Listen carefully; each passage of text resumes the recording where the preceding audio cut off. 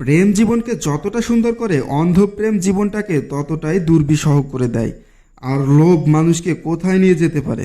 প্রেম, বিশ্বাসঘাত আর প্রতিশোধের এক মোহকাই গল্প মাসুদ আর ময়নার। মাসুদ ময়নার প্রেমে পড়ে বিয়ে করে এবং ময়নাকে খুশি করতে প্রবাস জীবন বেছে নেয়। এরপর বিদেশ চলাকালে ময়না জহিরের সাথে অবৈধ সম্পর্কে লিপ্ত হয়ে মাসুদের সব ধন সম্পত্তি নিয়ে নতুন সংসার শুরু করে। এরপর মাসুদ দেশে ফিরে প্রতিশোধের রাস্তা বেছে নেয়, যেটা সমাজে দৃষ্টান্ত হয়ে রয়েছে।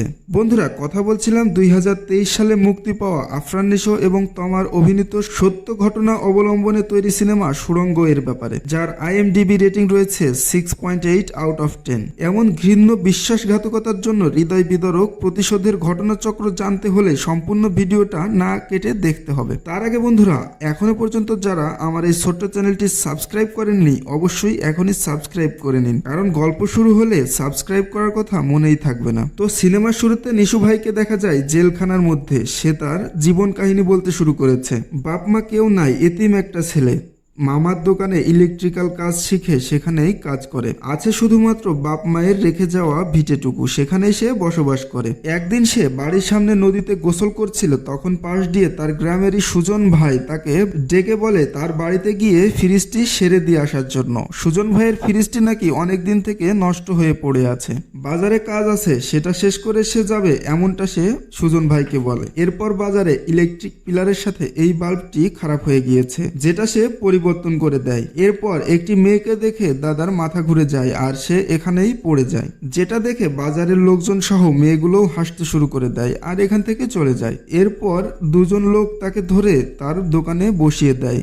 এর মধ্যে একজন রয়েছে জহির ভাই, সে কিনা মাসুদ ভাইয়েরই বেস্ট ফ্রেন্ড। তখন মাসুদ ভাই বলে যা মেয়েটাকে খুঁজে নিয়ে আয়। তখন জহির ভাই বুঝতেই পারে না মাসুদ ভাই কিসের কথা বলছে আর কোন মেয়েটার কথা বলছে, কারণ সে তো জানেই না যে মাসুদ ভাই কেন মই থেকে পড়ে গিয়েছে। মাসুদ ভাই তখন বলে যা ওই মেয়েটাকে খুঁজে নিয়ে আয় যাকে দেখে আমি পড়ে গিয়েছি। বাইরে মেলা চলছিল, সেখানে অনেক লোকের ভিড়। জহির ভাই কিভাবে খুঁজে পাবে সেই মেয়েটিকে, সে তো চেনেও না বেচারিকে। এরপর সে এখানেই দাঁড়িয়ে একটা সিগারেট ধরায়, তখনই মাসুদ ভাই এখানে হাজির। মাসুদ ভাই এসে তখন তাকে বকাবকি করতে থাকে। তখন জহির ভাই বলে আমি কিভাবে তাকে খুঁজে পাবো। এরই মধ্যে সুজন ভাইয়ের কল চলে আসে আর সে তার বাড়িতে গিয়ে ফ্রিজটি সেরে দিয়ে আসার জন্য বলে। এরপর মাসুদ ভাই যায় ফ্রিজটি ঠিক করার জন্য, কিন্তু বাড়ির মধ্যে ঢুকতে না ঢুকতেই সেই মেয়েটি তার সামনে হাজির।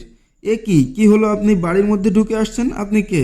ভাই তখন ঘাবড়ে গিয়ে বলে ইয়া মানে আমি ফ্রিজ। মেয়েটি তখন বলে কি আপনার নাম ফ্রিজ, তাহলে বাড়িতে যেটা আছে ওটা কি টিভি? মাসুদ ভাই কথা বলার জন্য উত্তেজিত হয়ে যায় আর সে গাড়ির স্ট্যান্ড না দিয়েই চলে আসতে যাচ্ছিল, তখনই গাড়িটা এখানেই পড়ে যায়। যাই হোক, আপুর পরিচয়টা দিয়ে রাখি, তার নাম ময়না, সে হচ্ছে সুজন ভাইয়ের কাজিন। এদিকে মাসুদ ভাই কাজ করছিল আর ওদিকে ময়নাও কথা বলার চেষ্টা করছিল। মাসুদ ভাই সিগন্যাল দিতে না দিতে এদিক থেকে ময়নাও সুযোগ দিতে শুরু করে। এরপর ফ্রিজের কাজ করতে করতে মাসুদ ভাই আর ময়না আপু অনেক গপ্পসপ্প করে। তখন ময়না আপু বলে সে তার ভাইয়ের বাড়িতে এসেছে বেড়াতে আর জায়গাটা খুবই সুন্দর, তার ভালো লেগে গিয়েছে, সে নাকি এখানে থেকেও যেতে পারে। মাসুদ তখন বলে তাহলে বিয়ে করে ফেলেন, এখানেই আপনি তাহলে থাকতে পারবেন। এরপর কাজ শেষ করে মাসুদ ভাই যাওয়ার সময় ময়না আপু টাকা দিতে চায় আর মাসুদ ভাই বলে আমি আপন লোকের কাছ থেকে টাকা নিই না। আর হ্যাঁ, আমি এখনো পর্যন্ত আমার ঘরে টিভি তুলিনি, এখনো খুঁজতেছি, কিন্তু তেমন ভালো কোনো টিভি পাচ্ছি না। যাই হোক, রাস্তা ক্লিয়ার হয়ে গিয়েছে। মাসুদ ভাইয়ের অবস্থা খারাপ, উড়ু উড়ু মন, যেখানে সেখানে ময়না খুঁজে বেড়াচ্ছে আর বোঝাই যাচ্ছে নতুন প্রেমে পড়েছে। এরই মধ্যে ময়না হাজির, সে কিনা গত দিনের টাকা দিতে তার দোকানে এসেছে। ভাই তখন না বলতে সে বলে ঠিক আছে, আপনার তাহলে টাকা নিতে হবে না, যাই হোক আপনি মোবাইল ঠিক করতে পারেন? ভাই তখন বলে আমি সব পারি। এরই মধ্যে সে পাশের দোকানের কাপড় দেখতে শুরু করে দিয়েছে। ভাই সহজ সরল মানুষ, বলে আপনি কি জামা কিনবেন? জামা কিনতে হলে আপনাকে এখানে নয়, গঞ্জে যেতে হবে। এখানে শুধুমাত্র মেলার সময়ই জামা পাওয়া যায় আর গঞ্জে সব সময় ভালো ভালো জামা পাওয়া যায়। যাই হোক, আপনি যদি যেতে চান তাহলে আমি আমার ডুগডুগিতে করে আপনাকে নিয়ে যেতে পারি। আপু তখন বলতে না বলতে রাজি হয়ে যায় আর বলে ঠিক আছে, কালকে আপনার সাথে গঞ্জে যাব। এরপর পরের দিন তারা গঞ্জে যায়। মাসুদ ভাই তার বাইকে করে বারবার ব্রেক করতে করতে আপুকে গঞ্জে নিয়ে যায়। এ খবর বেশি সময় ধামাচাপা থাকে না। সুজন ভাইয়ের কানে তার বউ ঠিকই দিয়ে দিয়েছে। তখন সুজন ভাই জানতে পেরে বলে মাসুদ তো ভালোই ছেলে, তাহলে বিয়ের ব্যবস্থা করা যাক। এরপর তাদের বিয়ে হয়ে যায় আর প্রেম প্রণয়ও শুরু হয়। বাসর ঘরেই শুরু হয় এক নতুন বায়না, যে কাগজ কলম নিয়ে আসেন, আপনার সাথে কিছু ডিল রয়েছে আমার। সেটা হচ্ছে ময়না ছাড়া অন্য কারোর দিকে তাকানো যাবে না। 2 নম্বর হচ্ছে জরির শাড়ি, চুড়ি, কাপড় এগুলো তাকে রেগুলার এনে দিতে হবে, সাথে আলতা আর নতুন নতুন কসমেটিক্স। আর হ্যাঁ, একটা টিভি, একটা ফ্রিজ বাসায় অবশ্যই নিয়ে আসতে হবে। এইসব বায়না শুনতে শুনতেই এদিকে মাসুদ ভাই ঘুমিয়ে যায়। বাসর ঘরের দফারফা এখানেই শেষ।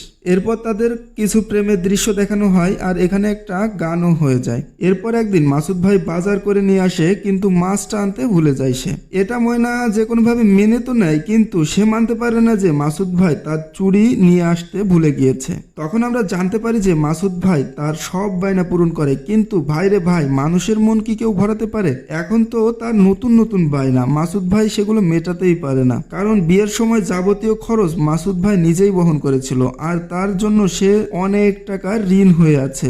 এদিকে বউয়ের এক একদিন এক এক দামি দামি সব আবদার, যার জন্য ভালোবাসার কথা যেন মাসুদ ভাই ভুলেই গিয়েছে। তার এই অল্প উপার্জনে সে ময়নার মন কোনোভাবেই জোগাতে পারে না, যার কারণে সংসারে সবসময়ই অশান্তি। এদিকে ময়না বলে সে কিনা বিয়ে করেই বিপদে পড়ে গিয়েছে। বিয়ের আগে নাকি মাসুদ ভাই বলেছিল তার সব বায়না মেটাবে, কিন্তু এখন সে মেটাতেই পারছে না। আস্তে আস্তে ভালোবাসা যেন জানলা দিয়ে পালিয়ে গিয়েছে। এদিকে মাসুদ ভাইয়ের সাথে চলছে অমানবিক অত্যাচার। মাসে মাসে বউয়ের আবদার, নতুন শাড়ি, নতুন চুড়ি, আলতা, ফিতে, এগুলো সে কোথা থেকে নিয়ে আসবে? মাসুদ ভাইয়ের যেন প্রেমের শখ মেটেই গিয়েছে। তখন আপু বলে তার বান্ধবীর বোন নাকি বিদেশ থেকে অনেক অনেক টাকা আর গয়না পাঠায় তার বান্ধবীর জন্য। সে যে দালালের মাধ্যমে বিদেশ গিয়েছিল, আপু নাকি গোপনে গোপনে তার সাথে কথা বলেছে মাসুদ ভাইয়ের ব্যাপারে। মাসুদ ভাইকে তখন সে বিদেশ যেতে বললে মাসুদ ভাই ডাইরেক্ট না করে দেয় আর সে একটু রেগে যায়। মাসুদ ভাইয়ের মতে যারা বউ রেখে বিদেশ যায় তারা নাকি একটা ভোদাই, দরকার হলে দেশে কষ্ট করবে, বিদেশ গেলে সে নাকি তার বউকে ভালোবাসতে পারবে না আর বউ তাকে ভালোবাসতে পারবে না।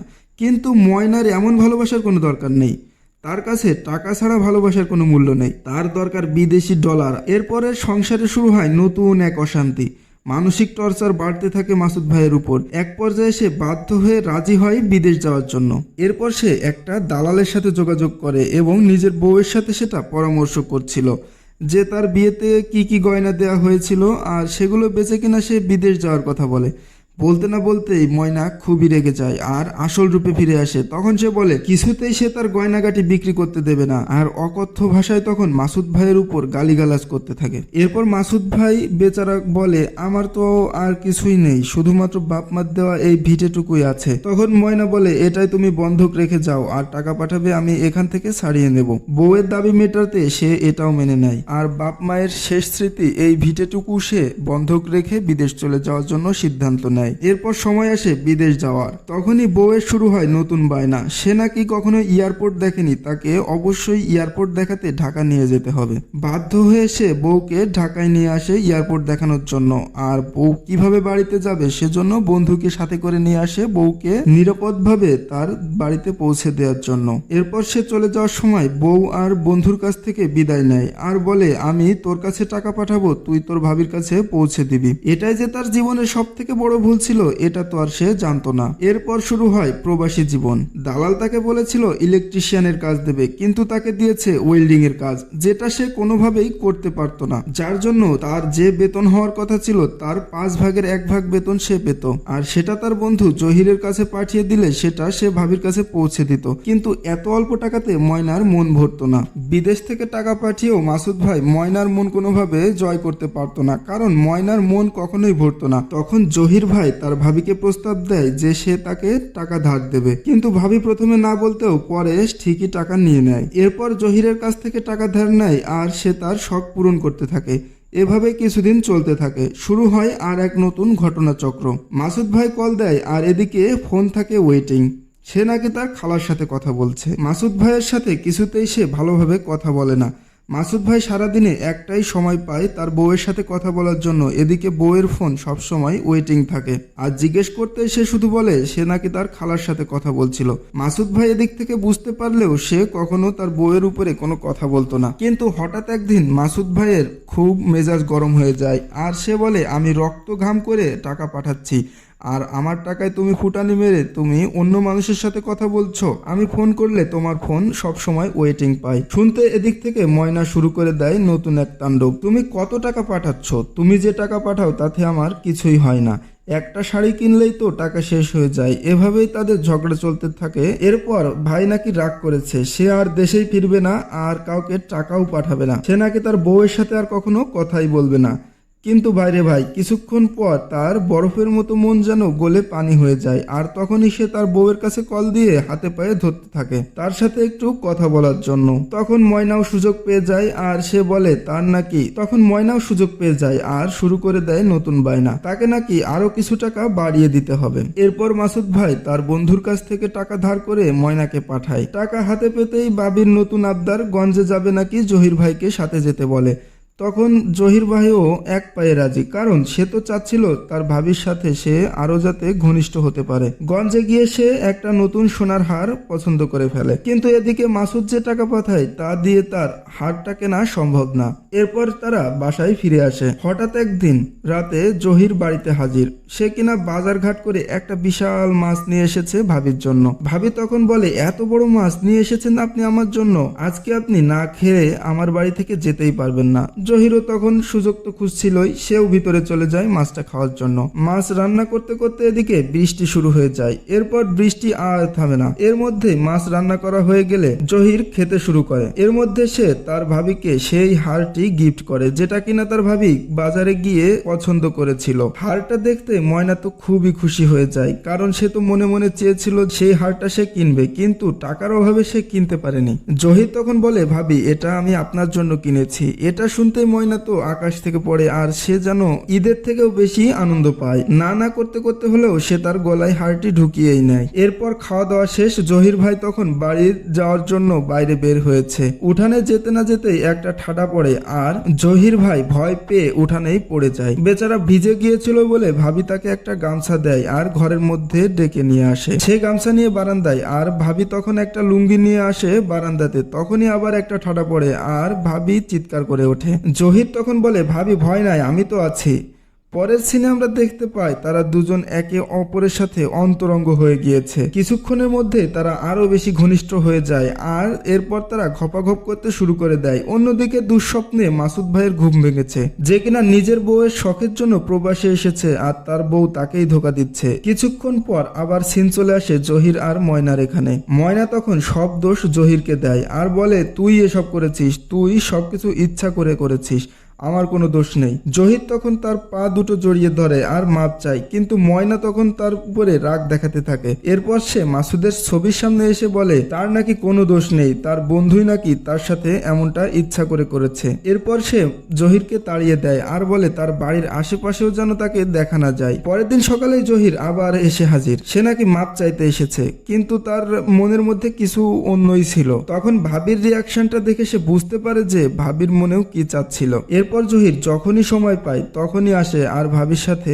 অন্তরঙ্গ হয়, আর ময়নাও তাকে বাধা দেয় না। ওদিক থেকে মাসুদ টাকা পাঠাতে থাকে আর এদিকে জহির আর ময়না এনজয় করতে থাকে। এরপর তারা স্বামী স্ত্রীর মতো মেলামেশা করতে থাকে। এরপর একদিন হঠাৎ মাসুদ ফোন করে, আর ময়না জহির একান্তে সময় কাটাচ্ছিল। মাসুদ ওই দিক থেকে কথা বলতে থাকে আর এদিকে ময়না আর জহির মজা নিতে থাকে। এরপর এভাবেই চলতে চলতে একদিন হঠাৎ মাসুদ জানতে পারে যে ময়না জহিরের সাথে নাকি পালিয়ে গিয়েছে, আর সাথে নিয়ে গিয়েছে মাসুদের জমানো সব টাকা পয়সা। তখন সে ভালোবাসার মানুষের কাছে এমন একটা ধোকা খেয়ে আর সহ্য করতে পারে না, আর দেশে ফিরে চলে আসে। বাড়িতে এসে দেখে তার বাড়ি পুরো শূন্য, খা খা করছে। সে তার বাড়ির মধ্যে ঘুরতে থাকে, আর ময়না জহিরের অপকর্ম যেন তার চোখের সামনে ভাসতে থাকে। তার জীবনটাই যেন এলোমেলো হয়ে গিয়েছে। সে তার ঘরের মধ্যে যেন ময়না জহিরের ছায়া দেখতে পাচ্ছে, যেটা কল্পনা করলেও তার বুকটা ফেটে যাচ্ছিল।